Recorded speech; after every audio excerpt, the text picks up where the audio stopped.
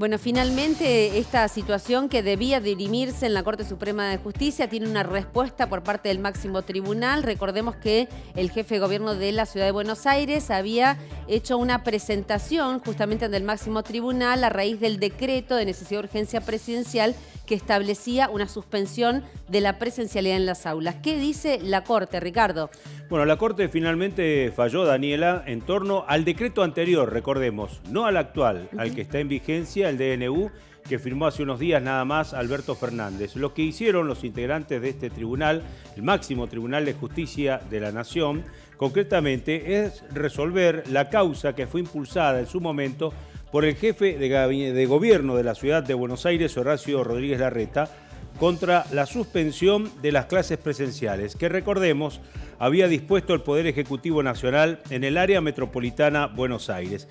El fallo se dio a conocer hoy, esta mañana, y era de esperar un fallo favorable al gobierno porteño, teniendo en cuenta una serie de antecedentes ocurridos en el marco de la posición de los jueces respecto de algunos temas, y porque un par de ellos inclusive fueron parte integrante de aquella reforma constitucional en el marco del asesoramiento, la preparación y por supuesto la confección de los textos finalmente cuando se reformó la Constitución allá por 1994, cuando entre otras cosas se observaba claramente la posición de algunos sectores vinculados al tema de lo que es el federalismo y la autonomía.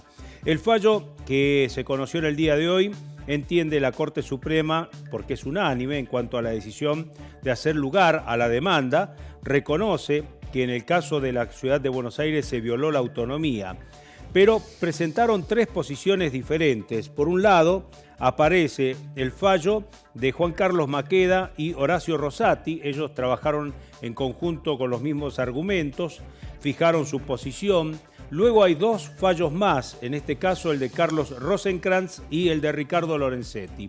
El quinto integrante de la Corte Suprema de Justicia de la Nación, hablamos de Elena Highton, la única mujer que integra este sector superior de la justicia, bueno, se abstuvo. Se abstuvo porque ella ya había indicado, dicho con anterioridad, había fijado una posición con anterioridad, que el caso no era competencia, esta mujer que estamos viendo en pantalla, sí, no era competencia de la Corte Suprema. Por lo tanto, empezaron a delinear cada uno de los integrantes de este tribunal. Por ejemplo, Maqueda Rosati hablaron concretamente que el fundamento principal del fallo es el federalismo y la autonomía de la ciudad de Buenos Aires. Y señalan que el Estado Nacional se encontraba, primero principal, obligado a explicar concretamente los antecedentes que llevaron a ejercer esta competencia que fue invocada en el decreto de necesidad de urgencia. Además sostienen que el Estado no fundamentó claramente esa intervención a través del DNU y que tanto la autonomía de la ciudad de Buenos Aires para definir la modalidad educativa como la atribución federal para atender una emergencia sanitaria deben entenderse en el marco del federalismo que ordena la Constitución Nacional. Por lo tanto, más allá, Ricardo, que sea, digamos, un fallo en particular, me parece que con esto que vos estás mencionando sienta un precedente para acciones futuras, ¿no? Porque está hablando de la autonomía y también de la necesidad de justificar la emergencia o la urgencia a la hora de emitir un decreto.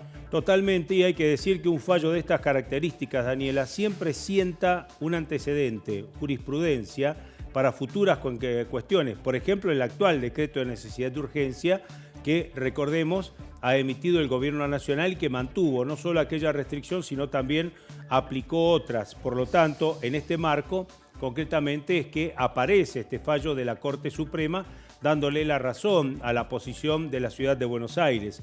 El voto de Lorenzetti habló de la necesidad de establecer requisitos constitucionales a las medidas impuestas por el Gobierno Nacional y donde, entre otras cosas, Lorenzetti dice que hay un derecho humano a la educación que debe ser satisfecho en la mayor medida posible, porque es el que define las oportunidades de desarrollo de una persona. En esta frase, prácticamente lo que está diciendo Lorenzetti es que avala total y absolutamente la presencialidad de las clases, que es el otro punto en cuestión como muy importante. Es decir, recuerden ustedes que esta presentación que hizo el jefe del gobierno de la ciudad de Buenos Aires está directamente ligada al tema de la presencialidad de los alumnos en las escuelas de la ciudad de Buenos Aires. A partir de allí se produjo, evidentemente, no solo una disputa desde el punto de vista institucional y constitucional, sino también una disputa política. Disputa política que diga por un lado, se diga por el otro, fue resuelta por la Corte Suprema. Lamentablemente dicen los constitucionalistas que lo peor que le puede ocurrir a un decreto de necesidad de urgencia, que recordemos, es concretamente tiene o fuerza de ley y que debe pasar en algún momento por el Congreso de la Nación para ser debidamente avalado. Esto lo establece la Constitución Nacional, porque así quedó allá por 1994 debidamente establecido esto. Un decreto de necesidad de urgencia debe pasar sí o sí por el Congreso de la Nación para ser avalado. Pero el Gobierno Nacional indica que esta medida se hace muy difícil por cuanto estamos en una pandemia, en una situación sanitaria muy delicada y que la urgencia, por la U justamente, lleva adelante la necesidad de establecer medidas. Bien. Y por lo tanto es muy difícil llevarlo al Congreso en este momento porque esto sería un debate en comisiones y de comisiones pasaría al recinto. Y un DNU no puede ser modificado por el Congreso. Lo único que puede hacer el Congreso es admitirlo o rechazarlo. No hay otra opción porque así está establecido en la Constitución. Es decir, hoy la Corte Suprema lo que marcó son dos cosas importantes desde el punto de vista legal y judicial, algo que evidentemente le sirve a Mendoza en su posición, la que tomó hace unos días el gobernador Rodolfo Suárez, es concretamente que respeta el federalismo, la autonomía de las provincias y en particular rescata que el principal valor a tener en cuenta como derecho de las personas es concretamente la necesidad de tener presencialidad en las escuelas y también derecho al trabajo, con lo cual está hablando de dos cuestiones importantes: presencialidad en las escuelas y en el trabajo como medida concreta para respaldar estas acciones que ha tomado el gobierno de la ciudad de Buenos Aires. Gracias, Ricardo.